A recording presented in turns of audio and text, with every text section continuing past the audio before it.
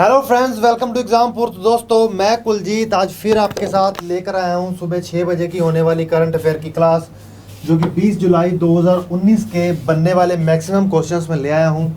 दोस्तों, अगर आपको पीडीएफ का लिंक चाहिए तो नीचे डिस्क्रिप्शन में मिल जाएगा। ठीक है दोस्तों, कई बार क्या होता है कि पीडीएफ सुबह डालने की बजाय शाम को डलता है तो लेट हो जाता है। इतनी टेंशन मत लिया कीजिए।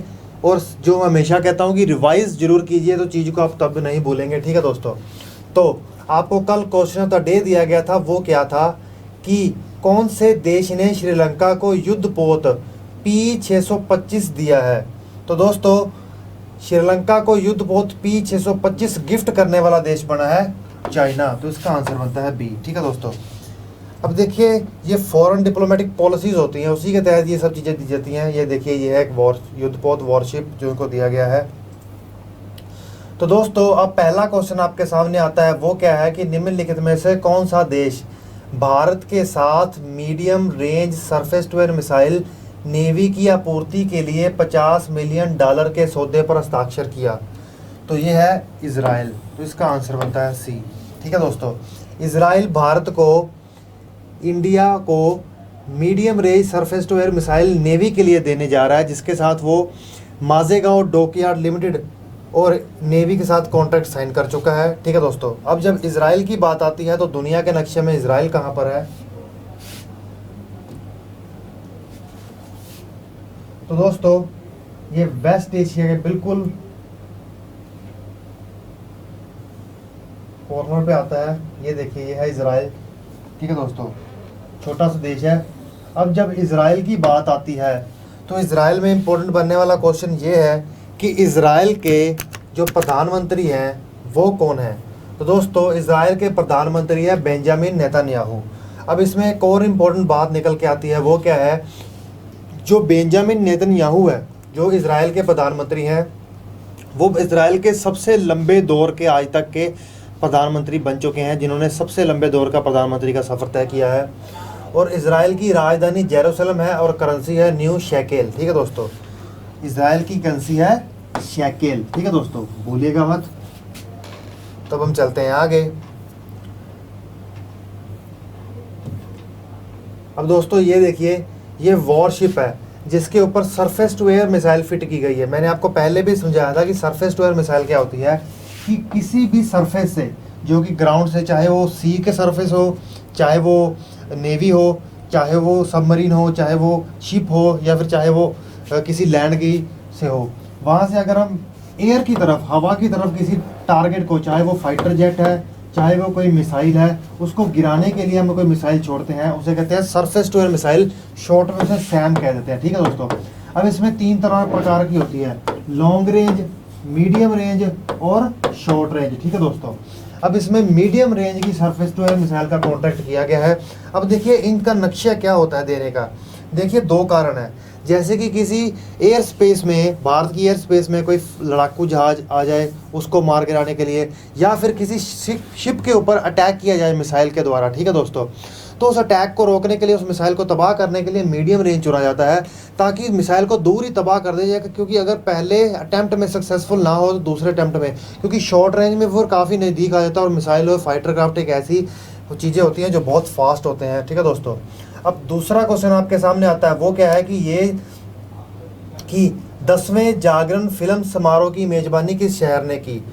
10वें जागरण फिल्म समारोह की मेजबानी न्यू दिल्ली में की गई है। तो इसका आंसर बनता है बी दोस्तों। ठीक है, अब इसकी डिटेल ये है कि 10वें जागरण फिल्म समारोह की जो दिल्ली में श्री फोर्ड ऑडिटोरियम में की गई है, जो मिनिस्टर ऑफ इंफॉर्मेशन ब्रॉडकास्टिंग के प्रकाश जावड़ेकर जी, उन्होंने ये किया है। ठीक है दोस्तों, अब तीसरा क्वेश्चन आपके सामने आता है, वो क्या है कि निम्नलिखित में से किस अंतर्राष्ट्रीय बैंक ने केरल के पुनर्निर्माण के लिए $250 मिलियन का ऋण प्रदान किया है। तो निम्नलिखित में से जिस अंतर्राष्ट्रीय बैंक ने केरल के पुनर्निर्माण के लिए $250 मिलियन का ऋण दिया है कम ब्याज दरों पर, तो वो है एशियन डेवलपमेंट बैंक। तो इसका आंसर बनता है ए। देखिए, आपको पता होगा कि केरल में आपदा आ गई थी। ठीक है, बारिश के कारण बहुत बड़ी प्रॉब्लम्स आ गई थी, फ्लड आ गया था। तो इसी के कारण वो कहीं ना कहीं पूरा बहुत प्रॉब्लम्स, बहुत खराबी हुई। ठीक है दोस्तों, डेवलपमेंट कहीं ना कहीं कम हो गया। तो उसी ने एशियन डेवलपमेंट बैंक ने जो एशिया के रीजन का डेवलपमेंट, इकोनॉमिक और सोशल, ठीक है दोस्तों, इंफ्रास्ट्रक्चर, इन सब चीज़ों पर ध्यान देता है। अब एशियन डेवलपमेंट बैंक की बात आती है तो ये एक क्षेत्रीय विकास बैंक है, ठीक है दोस्तों, क्षेत्रीय विकास बैंक है जिसका मुख्यालय कहाँ है, फिलीपींस में। इसके अध्यक्ष है टोकिहोको नाकाओ, ठीक है दोस्तों। इसकी जो स्थापना हुई थी 19 दिसंबर 1966 में हुई थी। इसके 68 कंट्री इसके मेंबर हैं। इसका पर्पस है इकोनॉमिक डेवलपमेंट, आर्थिक विकास, ठीक है दोस्तों। अब केरल की बात आती है तो केरल की राजधानी है त्रिवेंद्रपुरम। वहाँ के जो गवर्नर है उनका नाम है पलानी स्वामी, ठीक है दोस्तों, और वहाँ के जो चीफ मिनिस्टर उनका नाम है पिनाराई विजयन। अब चौथा क्वेश्चन आपके सामने आता है वो क्या है कि हाल ही में समाचारों में रहा काजीरंगा राष्ट्रीय उद्यान निम्नलिखित में से किस स्थान पर स्थित है। तो काजीरंगा राष्ट्रीय उद्यान, काजीरंगा नेशनल पार्क असम में स्थित है दोस्तों। तो इसका आंसर बनता है ए।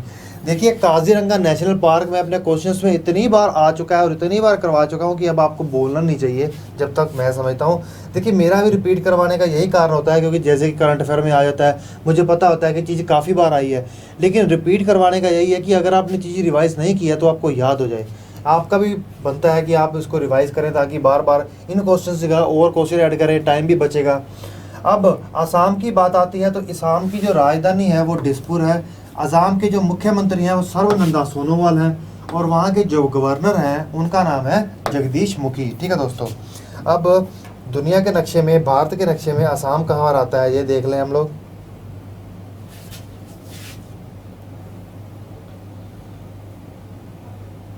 अब ये देखिए, अब ये है नॉर्थ ईस्ट, ठीक है दोस्तों। अब नॉर्थ ईस्ट राज्यों में ये है असम, और असम ही एक ऐसा राज्य है जो मैक्सिमम नॉर्थ ईस्ट राज्यों से बॉर्डर से टच करता है, ठीक है दोस्तों। तो ये आपको याद रखना है क्योंकि ये क्वेश्चन बन सकता है कि नॉर्थ ईस्ट में, उत्तर पूर्व में ऐसा कौन सा राज्य है जो उत्तर पूर्व के राज्यों में, मैक्सिमम राज्यों से, ज़्यादातर राज्यों से अपनी सीमा को जोड़ता है, ठीक है दोस्तों। अब पांचवा क्वेश्चन आपके सामने आता है वो ये है कि निम्नलिखित में से कौन सा राज्य पहली बार हिमालय राज्यों के सम्मेलन की मेजबानी करेगा। तो दोस्तों हिमालय राज्यों की सम्मेलन की मेजबानी करने वाला देश है उत्तराखंड। तो इसका आंसर बनता है ए, ठीक है दोस्तों। उत्तराखंड इस बार पहली बार होने वाला हिमालय राज्यों के सम्मेलन की मेजबानी करेगा। अब ये हिमालय राज्य सम्मेलन होने का कारण क्या है। देखिए इसका कारण है पर्यावरण को बचाना, आर्थिक व्यवस्था को बढ़ावा देना, ठीक है दोस्तों, और इन सब चीज़ों को एक साथ मिलकर करना, जिसमें बहुत से राज्यों के मुख्यमंत्री और नीति आयोग के कुछ पदाधिकारी भाग लेंगे, ठीक है दोस्तों। अब उत्तराखंड की बात आती है तो उत्तराखंड के जो कैपिटल है वो देहरादून है। वहाँ के जो मुख्यमंत्री हैं त्रिवेंद्र सिंह रावत है। वहाँ के जो गवर्नर हैं बीबी रानी मौर्य है, ठीक है दोस्तों। अब छठवां क्वेश्चन आपके सामने आता है वो क्या है कि अंतर्राष्ट्रीय न्याय के लिए विश्व दिवस कब मनाया जाता है। तो अंतर्राष्ट्रीय न्याय के लिए विश्व दिवस मनाया जाता है 17 जुलाई को। तो इसका आंसर बनता है ए, ठीक है दोस्तों। 17 जुलाई को अंतर्राष्ट्रीय न्याय के लिए विश्व दिवस मनाया जाता है। अच्छा, तो अंतर्राष्ट्रीय न्याय दिवस को लागू कौन करता है दोस्तों। ये करता है इंटरनेशनल क्रिमिनल कोर्ट, ठीक है दोस्तों। अब इंटरनेशनल क्रिमिनल कोर्ट में जो कानून लागू किया जाता है वो कौन सा है, वो है स्टैट्यूट ऑफ रोम, ठीक है दोस्तों। क्या है, स्टैट्यूट ऑफ रोम। देखिए स्टैट्यूट का मतलब क्या होता है, देखिए कानून, रोम का कानून यहाँ पे लागू किया जाता है, ठीक है दोस्तों। तो मतलब रोम में जो कानून वगैरह पास किए गए अंतर्राष्ट्रीय स्तर पर लागू करने के लिए वो, ठीक है दोस्तों। अब ये देखिए आपके सामने आता है जो बातें मैंने आपको बोली, इट कम अबाउट व्हेन, यहाँ पे कम से कम 120 देशों ने मिलकर रोम में कानून पास किए, ठीक है दोस्तों। उसे रोम का कानून कहा गया, स्टैट्यूट इन रोम, ठीक है। It was known the Rome statute of the International Criminal Court, ठीक है दोस्तों। तो आप आपके सामने है सारी बात। तो अब हम चलते हैं आगे। अब 7वां क्वेश्चन आपके सामने आता है वो क्या है कि वाणिज्य और उद्योग मंत्रालय ग्लोबल इनोवेशन इंडेक्स कब लॉन्च करेगा। तो दोस्तों वाणिज्य और वाणिज्य और उद्योग मंत्रालय ग्लोबल इनोवेशन इंडेक्स लॉन्च करेगा 24 जुलाई को। तो इसका आंसर बनता है सी। ठीक है दोस्तों, अब इसके बारे में थोड़ी सी डिटेल देख लें। अब दोस्तों, केंद्रीय वाणिज्य और उद्योग मंत्रालय पीयूष गोयल 24 जुलाई को विश्व बौद्धिक संपदा संगठन के महानिदेशक फ्रांसिस गोरी की उपस्थिति में ग्लोब इनोवेशन इंडेक्स का शुभारंभ करेंगे। दोस्तों, जो ये इंडेक्स लॉन्च किए जाते हैं ये अंतर्राष्ट्रीय राष्ट्रीय स्तर पर किए जाते हैं। ठीक है दोस्तों, इसका मकसद होता है कि कंपटीशन को बढ़ावा देना, लोगों के ऊपर एक तरह की अवेयरनेस और जागरूकता फैलाना कि आप कहाँ खड़े हैं और आपको कहाँ पहुँचना है। ठीक है दोस्तों, अब हम चलते हैं आगे। अब 8वां क्वेश्चन आपके सामने आता है, वो क्या है कि प्रधानमंत्री नरेंद्र मोदी के निजी सचिव के रूप में किसे नियुक्त किया गया है। तो प्रधानमंत्री नरेंद्र मोदी के निजी सचिव के रूप में नियुक्त किया गया है विवेक कुमार को। तो इसका आंसर बनता है ए। अब ये है विवेक कुमार। ठीक है दोस्तों, अब आता है 9वां क्वेश्चन आपके सामने। किस देश ने रेलवे लाइन के उन्नत के लिए भारत के साथ समझौते पर हस्ताक्षर किया है। तो दोस्तों, ये है श्रीलंका। तो इसका आंसर बनता है बी। श्रीलंका ने रेलवे लाइन की उन्नति के लिए अपग्रेडेशन के लिए एग्रीमेंट किया है इंडिया के साथ। ठीक है दोस्तों, अब ये कितने का एग्रीमेंट है आपके सामने देखिए दोस्तों। टाइम थोड़ा कम होने की वजह थोड़ा स्पीड से करना पड़ेगा मुझे। ठीक है दोस्तों, ये कम से कम 91.62 मिलियन डॉलर का समझौता है, जिसके तहत ये रेलवे लाइन का अपग्रेडेशन किया जाएगा, जिसमें कम से कम 130 किलोमीटर लंबी रेलवे लाइन आती है, जिससे इसकी स्पीड दुगनी हो जाएगी। अब श्रीलंका की बात आती है तो श्रीलंका की करेंसी है श्रीलंकन रुपया, वहाँ के जो कैपिटल है कोलंबो है, वहाँ के जो प्रधानमंत्री है रानिल है। ठीक है दोस्तों, वहाँ के प्रधानमंत्री रानिल है और वहाँ की जो राष्ट्रपति है वो मैत्रीपाला सिरिसेना है। ठीक है दोस्तों, अब आपके सामने श्रीलंका का मैप आता है, वो क्या है। अब ये देखिए, ये भारत है और भारत से ठीक दक्षिण पूर्व में। ठीक है दोस्तों, याद रखिएगा, ये क्वेश्चन भी आ सकता है कि जो श्रीलंका की लोकेशन है वो कहाँ पे है, साउथ में है, दक्षिण में, दक्षिण पूर्व में आ जाती है। बिल्कुल ठीक है दोस्तों, ये है श्रीलंका। ठीक है दोस्तों, अब देखिए इसके साथ जो लगने वाली सी है इसका नाम है लैकेडाइव सी। इसको भूलिएगा मत, बहुत इंपॉर्टेंट है, ये क्वेश्चन आ भी सकता है। ठीक है दोस्तों, अब हम चलते हैं वापस। अब 10वां क्वेश्चन आपके सामने आता है, वो क्या है कि केंद्रीय मानव संसाधन विकास मंत्रालय ने किस संस्थान के छात्र प्रेरण कार्यक्रम देश क्रम के लिए गाइड जारी किया है। ठीक है दोस्तों, तो ये है यूजीसी। ठीक है दोस्तों, ये क्या है यूजीसी। तो इसका आंसर बनता है बी। ठीक है दोस्तों, तो हम चलते हैं आगे। अब इसकी डिटेल ये रही कि केंद्रीय मानव संसाधन विकास मंत्रालय ने हाल ही में विश्वविद्यालय अनुसंधान आयोग द्वारा अपने छात्र ऋण कार्यक्रम के लिए तैयार किए गए एक गाइड देख शंभ का विमोचन किया है। ठीक है दोस्तों, अब 11वां क्वेश्चन आपके सामने आता है, वो क्या है कि निम्नलिखित क्रिकेटरों में से किसे आईसीसी हॉल ऑफ फेम में शामिल किया गया है।